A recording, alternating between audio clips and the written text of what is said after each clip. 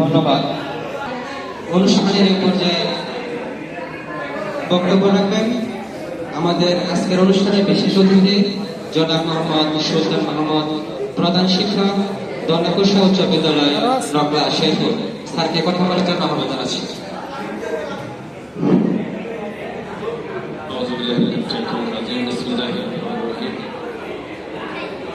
Nakla perfect public school and college কর্তৃক আয়োজিত আজকের বিদায় অনুষ্ঠানের সম্মানিত সভাপতি উপস্থিত আছেন, পারফেক্ট স্কুলের শিক্ষা পরিবারের সদস্যবৃন্দ, সামনে উপস্থিত আপনার প্রিয় ছাত্রছাত্রী, আসসালামু আলাইকুম রহমতুল্লাহি ওয়া বারাকাতুহু।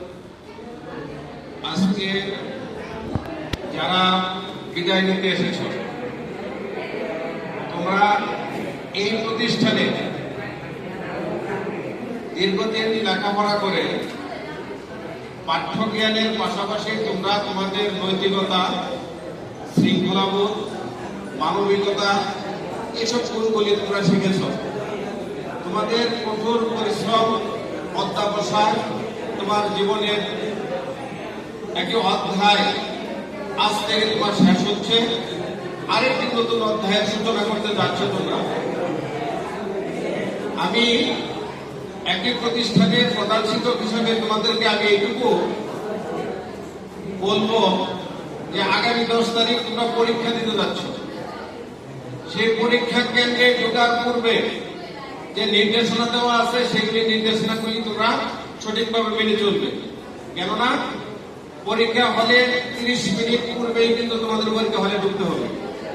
কোন রকমের ডিভাইস নিয়ে যেতে পারবে না।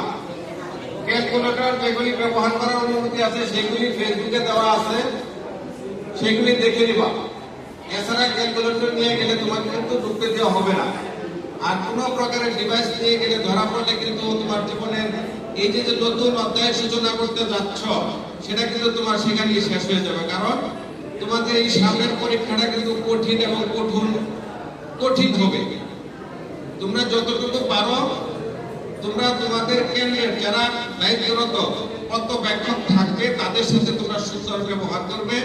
তাদের সাথে সুন্দর ব্যবহার করলেই তোমরা হয়তো তোমরা সুন্দর পরিবেশে থেকে তোমার 3 ঘন্টা সময় অতিবাহিত করে তুমি তোমার লক্ষ্যে পৌঁছতে পারবা। আর তোমাদের পাঠ্যজ্ঞানের পাশাপাশি স্যাররা যে সকল জ্ঞান তোমাদের দিয়েছে এগুলি নিয়ে তোমরা এগিয়ে যাও।